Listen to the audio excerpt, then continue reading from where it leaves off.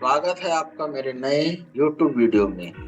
आज मैं आपको बताऊंगा कि हम लोग कोल इंडिया टेंडर्स में बिडर रजिस्ट्रेशन कैसे करते हैं। बिडर रजिस्ट्रेशन हम लोग को बिड डालने के लिए बहुत जरूरी होता है। हमने कोई टेंडर अगर देखा जो लगता है कि हम उसमें काम कर सकते हैं, हम काम करके दे सकते हैं, सामान सप्लाई कर सकते हैं, इन सारी चीजों के लिए हमें क्या करना होगा? सबसे पहले अपना रजिस्ट्रेशन करना होगा ACCL के अंदर। उसकी सारी जानकारी, पूरा प्रोसेस मैं आज आपके साथ शेयर करूंगा। उसके लिए सबसे पहले हम अपना क्रोम ब्राउजर ओपन कर लेंगे। क्रोम ब्राउजर ओपन करने के बाद में हम यहाँ पे सर्च करेंगे। सर्च बार पे Coal India tenders. Coal India tenders का जो e procurement system of Coal India Limited है, ये वाले लिंक को हम लोग ओपन करेंगे।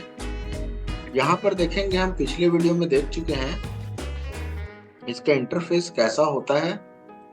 ठीक है, यहाँ पे देखिए क्लिक हियर टू लॉगिन लिखा है, उसके जस्ट नीचे है ऑनलाइन बिडर इनरोलमेंट। हमें इसी पे क्लिक करना है।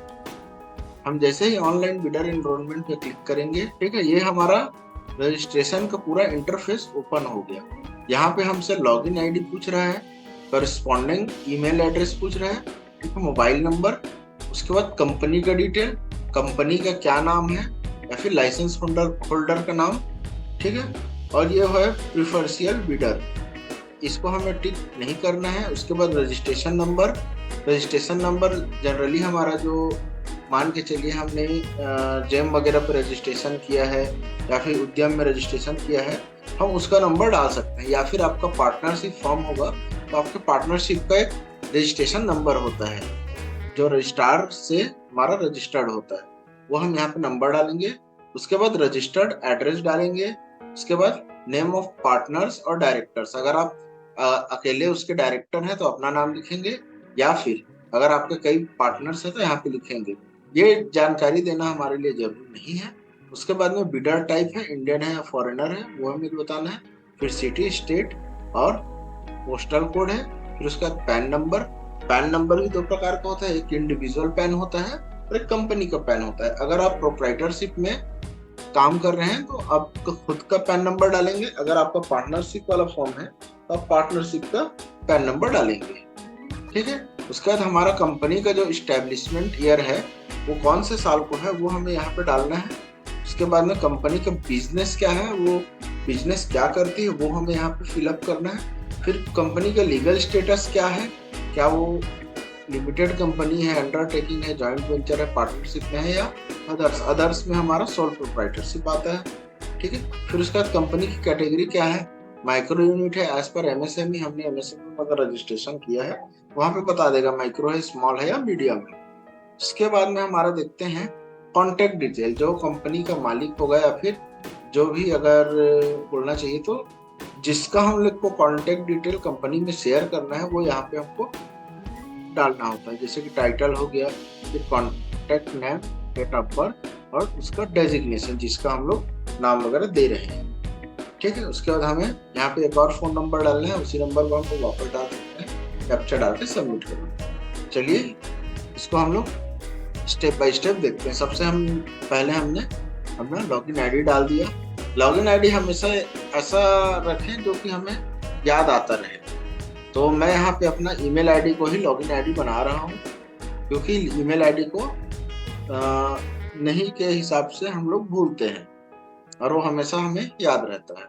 और वहाँ पे करस्पॉन्डेंस ईमेल आईडी में भी हम लोग अपना ईमेल आईडी, वो जो ऊपर में डाले हैं लॉगिन आईडी में, उसी को डाल देते हैं।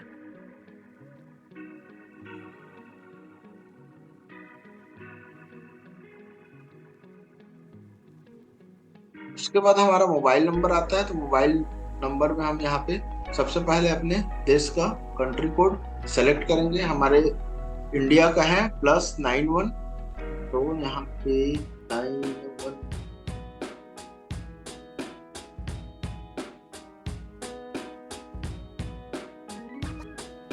ये आ गया हमारा 91। उसके बाद में हम यहाँ पे मोबाइल नंबर लिखेंगे।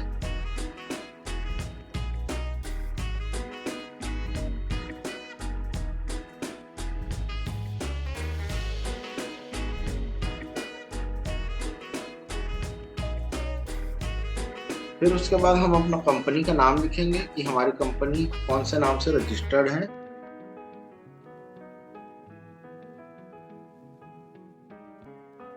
अगर आपने कोई कंपनी नहीं बनाया है और अपने नाम से ही कंपनी है तो आप स्वयं का नाम भी लिख सकते हैं।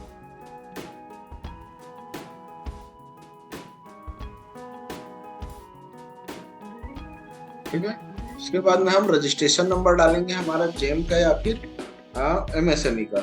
मैं यहाँ पे एक एमएसएमई का रजिस्टर नंबर डाल देता हूँ, सॉरी मैं अभी उसका नंबर डाल देता हूँ जेम का।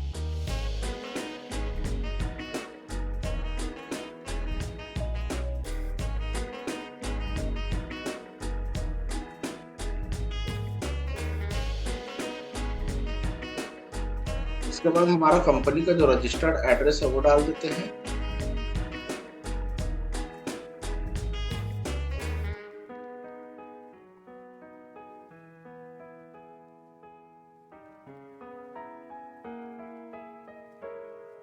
उसके बाद बिडर टाइप में इंडियन, सिटी हम डाल देते हैं अपना।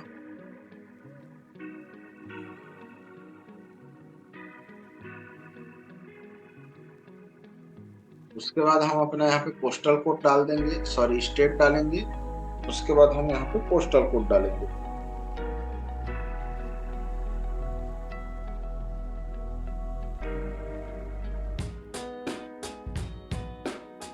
फिर हम अपना पैन नंबर डालेंगे।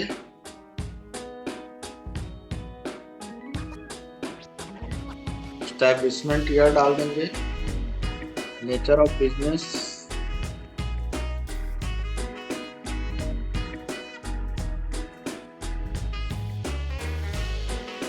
लीगल स्टेटस में हम यहाँ पे सोल प्रोप्राइटरशिप है तो अदर्स पे डाल के चलिए। कंपनी की category micro unit as per MSME है।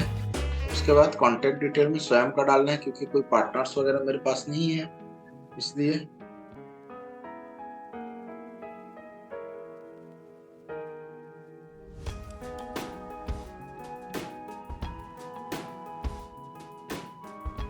उसके बाद डेट ऑफ बर्थ डाल देंगे हम अपना।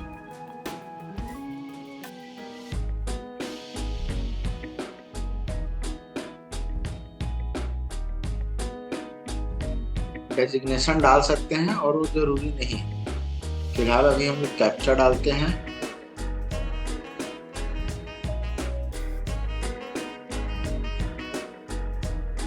और सबमिट वाले बटन पे क्लिक करेंगे।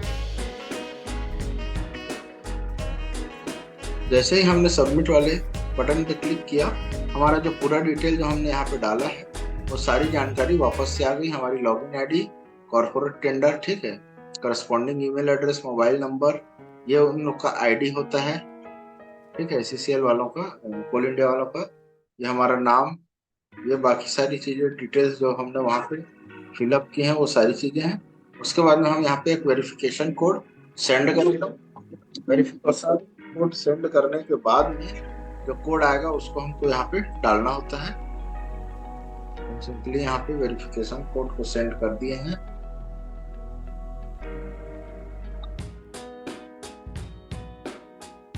उसके बाद मोबाइल वेरिफिकेशन कोड आएगा, मेल में वेरिफिकेशन कोड आएगा और फिर हमें अपना पासवर्ड डालना है। तो ऐसे करके हम लोग बिडर रजिस्ट्रेशन कर सकते हैं यहाँ से। फिर उसके बाद में हमें अपना पासवर्ड सेट करना है और कैप्चा फिल करना है और ईमेल आईडी और मोबाइल नंबर की जो पॉलिसी है वो यहाँ पे दी हुई है, ठीक है।